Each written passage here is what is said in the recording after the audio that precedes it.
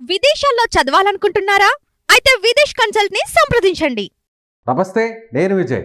గత వైసీపీ ప్రభుత్వంలో జరిగినటువంటి అనేక అక్రమాలు, అవినీతి కార్యక్రమాల మీద ఇప్పుడు కూటమి ప్రభుత్వం దృష్టి సారిస్తుంది. ముఖ్యంగా డిప్యూటీ సీఎం పవన్ కళ్యాణ్ ఆయన శాఖ పరిధిలో ఉన్నటువంటి అంశాలపై ఆయన దృష్టి సారించబోతున్నారా? కొద్దిసేపటి కిందట అసెంబ్లీలో ఆయన చేసినటువంటి ప్రసంగం కామెంట్స్ చూస్తే ఇది నిజమే అనిపిస్తుంది. ముఖ్యంగా ఉపాధి హామీ చట్టం చాలామందికి ఇది ఒక ఆదాయ వనరులుగా మారిపోయి దాదాపుగా కోట్ల రూపాయలు ఇందులో అవినీతి జరిగింది. ఇప్పటికే ఇందుకు సంబంధించినటువంటి బాధ్యులు, అధికారుల మీద చర్యలు తీసుకున్నామంటూ ప్రశ్నోత్తరాల సమయంలో పవన్ కళ్యాణ్ సమాధానం ఇచ్చారు. వీటి గురించి విశ్లేషణ చేద్దాం. మనతో పాటు పొలిటికల్ అనలిస్ట్ చంద్ర శ్రీనివాస్ గారు ఉన్నారు. నమస్తే సార్. నమస్కారం. సో వైపు సభ అయిపోయింది. సభ అయిపోయిన వెంటనే మళ్ళీ యాజ్ ఇట్ ఈజ్గా అసెంబ్లీకి వచ్చేసారు పవన్ కళ్యాణ్. అందులో కూడా కొంతమంది ఎమ్మెల్యేలు, అక్కడ స్థానికంగా ఉన్నటువంటి వారు అడిగిన ప్రశ్నలకు ఆయన సమాధానం ఇస్తూ గత ప్రభుత్వంలో ఈ ఉపాధి హామీ పథకం అనేది పూర్తిగా అవినీతిమయం అయిపోయింది, అందుకు బాధ్యులైన వారిపై ఎంతమంది మీద చర్యలు తీసుకున్నారు, ఎన్ని కోట్ల రూపాయలు అవినీతి జరిగింది, అన్నీ కూడా డీటెయిల్గా చెప్పారు. అంటే పంచాయతీరాజ్ శాఖ, గ్రామీణాభివృద్ధి శాఖ పరిధిలో ఉన్నటువంటి దీని మీద ఇప్పుడు పవన్ కళ్యాణ్ ఈ అక్రమాల మీద దృష్టి సారించారనుకోవచ్చు. అంటే మీరు చెప్పిన దాంట్లోనే ఇప్పుడు జాతీయ ఉపాధి హామీ పథకం అనేది సెంట్రల్ గవర్నమెంట్ ఇచ్చేది. అంటే ఉపాధి లేని వాళ్ళకి ఉపాధి కల్పించి, వాళ్ళకి వేతనం ఇచ్చి, వాళ్ళకి జీవనోపాధి కల్పించే బాధ్యత సెంట్రల్ గవర్నమెంట్ తీసుకుంటుంది. అది రాష్ట్ర ప్రభుత్వాలు సమన్వయంతో పనిచేయాలి. చివరికి జాతీయ ఉపాధి హామీ పథకంలో కూడా అవినీతి జరగటం అంటే ఇంకా ఏ రంగంలో ఏదో వదిలిపెట్టినట్టు అర్థం కావట్లేదు. ఒకవైపు ఇసుక, ఒకవైపు మద్యం, ఒకవైపు ల్యాండ్, మైనింగ్, ప్రకృతి వనరులు, ఏది కూడా వదిలిపెట్టలేదు అనేది మనం గత 9 నెలల్లోనే అవినీతి తెలుస్తుంది. చివరికి పేదవాళ్ళ బియ్యం కూడా వదిలిపెట్టలేదుగా. కాకినాడ పోర్టు కేంద్రంగా 45,000 మెట్రిక్ టన్నులు గత 4 సంవత్సరాల్లో ఇదని అంటే ఇక పవన్ కళ్యాణ్ గారు ఇది దేశానికి తెలియజేసేదాకా మరి వీళ్ళు ఎందుకు ఇట్లా చేశారా అనేది అంటే ఒక బలమైన మాఫియా వీళ్ళ వెనక ఉందనేది అర్థమవుతుంది. అదే సమయంలో మీరు చెప్పినట్టు విజయ్ గారు, ఇప్పుడు సాక్షాత్తు పంచాయతీరాజ్ గ్రామీణాభివృద్ధి శాఖ మంత్రిగా అది కీలకమైన శాఖలు ఆయన పరిధిలో ఉన్నాయి. మరి ఎవరు అడిగినా ఆయన సమాధానం చెప్పాల్సిన బాధ్యత ఉన్నది.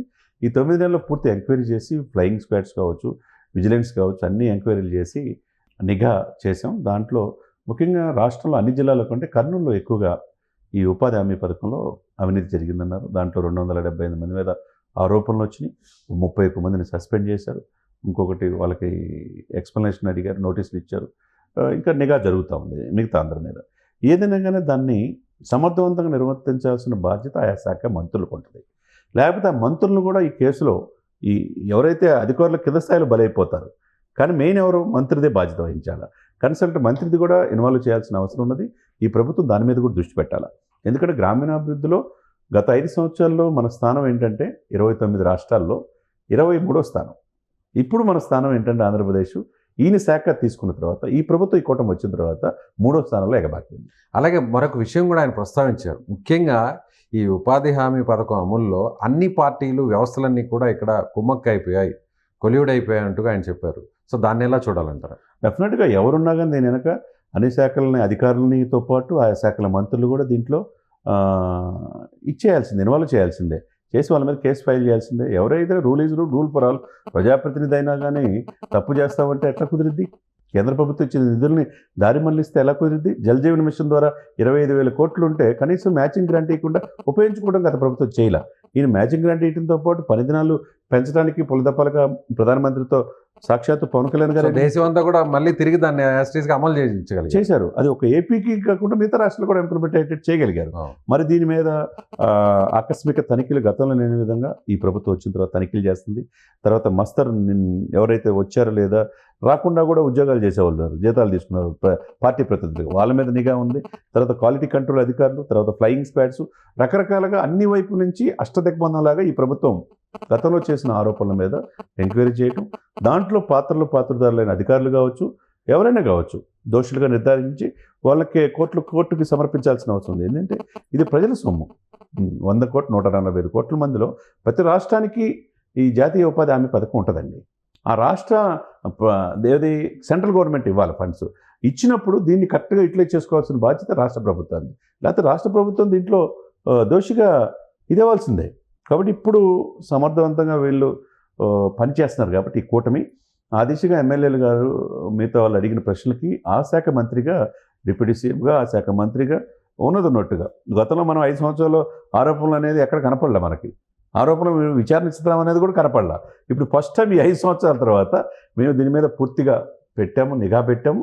ఎవరు దోషులు ఉన్నా కానీ దీంట్లో వదిలిపెట్టే ప్రసక్తి లేదు. ఇప్పటికే కొంతమంది అధికారుల మీద కూడా చర్యలు తీసుకున్నామన్నారు. 250 మందికి పైగా ఫీల్డ్ ఆఫీసర్స్ని కొంతమందిని సస్పెండ్ చేసే పరిస్థితి కనిపిస్తుందన్నారు. క్రమశిక్షణ చర్యలు ఉంటాయంటున్నారు. ఉండాలండి. ఇప్పుడు ముఖ్యమంత్రి అయినా, డిప్యూటీ సీఎం అయినా, మంత్రులైనా వీళ్ళంతా కూడా వీళ్ళందరూ కూడా కస్టోడియన్ ఆఫ్ పీపుల్. 5 సంవత్సరాలు మీరు గెలవండి, మా తరపున ప్రతినిధులుగా అసెంబ్లీలో పోరాడండి, మాకు కావాల్సింది ఇవ్వండి అని చెప్పడానికి. 5 సంవత్సరాలు సమర్థవంతంగా పరిపాలిస్తే ఇంకో 5 సంవత్సరాలు అవకాశం ఇస్తారు. కాబట్టి మనం ఎప్పుడు రేవంత్ రెడ్డి గారు కూడా చెప్తే గుంపు మేస్త్రి అంటాడు. నేను ఒక ముఠాకు మేస్త్రిని తప్పితే నేనేదో పెద్ద ఇది కాదు, సీఎం అనేది కాదు. ప్రభుత్వ ఆస్తులను కాపాడే బాధ్యత, ప్రజలకి కావాల్సింది ఏదైతే వాగ్దానాలు ఇచ్చారో అవి చేయాల్సిన బాధ్యత ఎవరిది? ప్రభుత్వ పెద్దలది. ప్రభుత్వ పెద్దలతో పాటు దాని కింద ఉన్న హైరార్కీలో ఉన్న అందరూ బాధ్యత వహించాలి. కాబట్టి తప్పు ఎక్కడ జరిగినా, కర్నూలు జరిగిందా, కడపలో జరిగిందా, మొత్తం కూడా దీంట్లో ఎవరైతే ఉన్నారో ఆ దోషులు శిక్షించబడాల్సిందే. ఈరోజు మీరు అన్నట్టు ఒకవైపు ప్లీనరీ ఏదైపోయిన తర్వాత ఈ ఎండలో తీవ్రతలో కూడా ఆయన మళ్ళా అసెంబ్లీ సమావేశాల్లో యాజ్ ఎ డిప్యూటీ సీఎంగా పాల్గొంటూ, అంటే దాని మీద ఎంత పరిణితి లేకపోతే, ఎంత కాన్సన్ట్రేషన్ ఆ శాఖల మీద లేకపోతే, ఎక్కడా గెలవని ఎమ్మెల్యే కదా, ఫస్ట్ టైం ఎమ్మెల్యే 100% సైక్రేట్తో తనతో పాటు 20 మందిని తీసుకురాగలిగాడు. కూటమిలో అందరిని కూడా గెలిపించుకోగలిగాడు. 140 మందిని వాళ్ళందరినీ గెలిపించుకోగలిగాడు. 143 మందిని గెలిపించుకోగలిగాడు. బీజేపీ వాళ్ళు గెలిపించుకున్నారు. అందరినీ గెలిపించుకోవడంతో పాటు నాయకత్వం వహించే శాఖల మీద కూడా పూర్తి పట్టుందని ఈ సందర్భంగా ఆయన చెప్పిన మాటలను బట్టి అసెంబ్లీలో మనకు స్పష్టంగా అంటే ఆయన పరిధిలో ఉన్నటువంటి శాఖలు చూస్తే, ముఖ్యంగా పవన్ కళ్యాణ్ మీరు అన్నట్టుగా ఆయన తొలిసారి ఎమ్మెల్యే, తొలిసారి మంత్రి అయినా కూడా పూర్తి స్థాయిలో ఆ శాఖల మీద పట్టు సాధించేలా, ఆ శాఖల మీద ఆయన పూర్తి స్థాయిలో అవగాహన తెచ్చుకొని అన్ని రకాల చర్యలు తీసుకున్నారు అనుకోవచ్చు. అంటే ఇప్పుడు రీసెంట్గా చూస్తే అటవీ శాఖ పరిధిలో ఉన్న కొంతమంది భూములను ఆక్రమించిన నాయకుల మీద కేసులు కట్టారు. సో పెద్దిరెడ్డి గురించి మనం ప్రత్యేకంగా చెప్పాలి. సజ్జలది కూడా చూసాము. అలాగే మనకు అక్కడ వినుకొండ ఆ ప్రాంతంలో కూడా చూసాము, మాచర్ల ఆ ప్రాంతంలో. ఇవన్నీ కూడా చూస్తే ఆయన ప్రధానంగా అవినీతి మీద ఎవరైతే పాల్పడ్డారో వాళ్ళ మీద చర్యలు చేస్తూనే మరోవైపు డెవలప్మెంట్ మీద కూడా 2 సమపాలలో వెళ్ళే విధంగా కాన్సన్ట్రేట్ చేస్తున్నారు అనుకోవచ్చు. తప్పకుండా చేయాలి, నాయకుడిగా చేయాలి. ఇప్పుడు ప్రజలు మరింత బాధ్యతతో గెలిపించారు ఈ కూటమిని. పవన్ కళ్యాణ్ గారి మధ్య బాధ్యత, చంద్రబాబు నాయుడు గారి బాధ్యత ఉన్నది. కాబట్టి ఇది ప్రభుత్వ సొమ్మును అప్పనంగా దోచుకోవడానికి ఎవరికి హక్కు లేదు. దాంట్లో ఎవరైనా కానీ కక్కించాల్సిన అవసరం ఉన్నది. మీరన్నట్టు ఇప్పుడు చిన్న తలకాయలే చెప్పాల. సకల శాఖ మంత్రి సజ్జల గారు కడప కేంద్రంగా అటవీ భూములు, సస్యశ్యామలంగా ఉండే భూముల్ని ఆక్రమించుకున్నారన్నారు. తర్వాత పెద్దిరెడ్డి మనం చిత్తూరులో చూసాం. తర్వాత విజయసాయి రెడ్డి గారు వాళ్ళ కూతురు కొన్ని ఆక్రమించుకుని విశాఖపట్నం చూసాం. అంటే ఈ ప్రాంతం ఆ ప్రాంతం ఏమి లేదు సార్ ఇక్కడ. గత పాలకులు ఆ విధంగా అవినీతి చేసినప్పుడు ఇప్పుడు విచారించాల్సిన అవసరం. చివరికి వీళ్ళే కాదు, సాక్షాత్తు అప్పటి ముఖ్యమంత్రి జగన్మోహన్ రెడ్డి గారి యొక్క సరస్వతి భూముల్లో కూడా 27 ఎకరాలు దాదాపుగా SC/ST ల్యాండ్స్ ఆక్రమించుకున్నారని చెప్పేసి పల్నాడు ప్రాంతంలో, మాచర్ల పరిసర ప్రాంతాల్లో అవి కూడా రిజిస్ట్రేషన్ కూడా రద్దు చేశారుగా. సాక్షాత్తు డిప్యూటీ సీఎం గారు వెళ్ళి రద్దు చేయించారుగా. కాబట్టి ఇక్కడ ముఖ్యమంత్రి లేకపోతే మంత్రి ఎంత పెద్ద అనేది కాదు sir. Rule is rule for all. చట్టం దృష్టిలో ఎవరైనా సమానలే. ప్రజల సొమ్ము, ప్రభుత్వ సొమ్ముని అప్పనంగా దోచుకుంటే కక్కించాల్సిన బాధ్యత ఈ ప్రభుత్వానికి స్పష్టంగా ఉంది. అందులో పవన్ కళ్యాణ్ గారు ఆ విషయంలో అవినీతిని ఎవరైతే పాల్పడతారో వాళ్ళు ఎవరు వదిలే ప్రసక్తి కనపడదు కూడా. అలానే ఉంటే కనుక ప్రజలు మనల్ని పొందగలరు. Right sir. ఇది చంద్ర శ్రీనివాస్ గారు చెప్తున్నట్టుగా పవన్ కళ్యాణ్ తన శాఖల పరిధిలో ఎలాంటి అవినీతి అక్రమాలు జరిగినా కూడా గత ప్రభుత్వ హయాంలో జరిగినటువంటి వాటన్నిటిని కూడా బయటకు తీసి వెలికి తీసేటువంటి ప్రయత్నంలో ఆయన ముందున్నారు. ముఖ్యంగా ఇప్పటివరకు జరిగినటువంటి అంటే ఉపాధి హామీ పథకంలో జరిగినటువంటి అవినీతి అక్రమాలపై ఆయన పూర్తి స్థాయిలో ఫోకస్ పెట్టారు.